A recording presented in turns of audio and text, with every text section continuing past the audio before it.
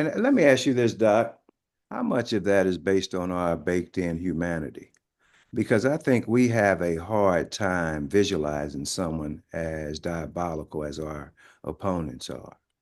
I mean, We, some of that. I mean, so we referenced, we revisited, multiple times the two, kind of two cradle theory, right? And but kind but of see, and I'm glad foundational. you raised that because I think even in that theory, and one of scarcity and one of abundance, I think that our humanity still is striving to see these individuals for something that they're not. We're xenophiles. So Explain what that is. xenophiles, and so we see people as people.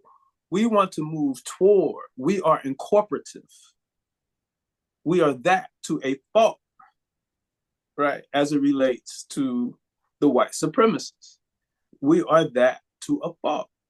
And again, what we have to understand is that most persons of color, which people, anthropologists and right thinking anthropologists and archaeologists, at least cultural anthropologists and archaeologists, and right thinking people otherwise will pretty much agree that in the traditional lives of persons of color, by and large, they are communal and cooperative communities.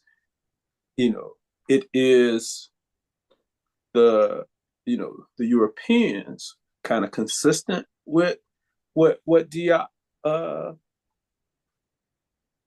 proposes in the two cradle theory. Sheikh Diop, the Senegalese um, historian, whose dissertation is what the two cradle theory is born out of.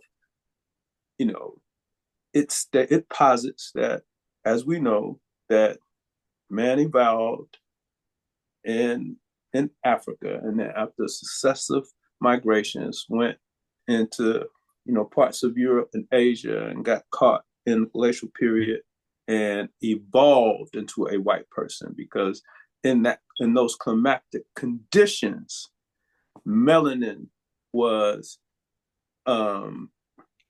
Under not attack. And well, I mean, it was under attack because you didn't have no sun, right? you And had no so time. melanin was not it was so we need melanin for the sun, and the relationship between um, melanin and the sunlight is that it helps to produce vitamin D, and so you're in an area where you're not getting adequate vitamin D, then you start to have you know bone deficiencies and things like that, which the research clearly shows. And so there's much things that support Dr. Diop's thesis. But nonetheless, one of the things that happens in that space is that you have a people who, are very much focused because they come from a barren and desolate space. We come from a place of abundance. They come from a very desolate place. They're untrusting. They're very property, ownerships focused type of stuff, as opposed to everybody has everything. They deal with a scarcity model, to use your words. And so they're distrusting and all that kind of stuff. And so and aggressive. Those two things collide. Um we've we've all been we've all been subject to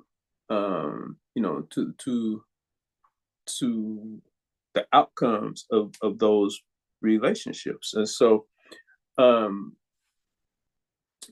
but we continue to want to not like we actually some of us are actually in search of the good white man.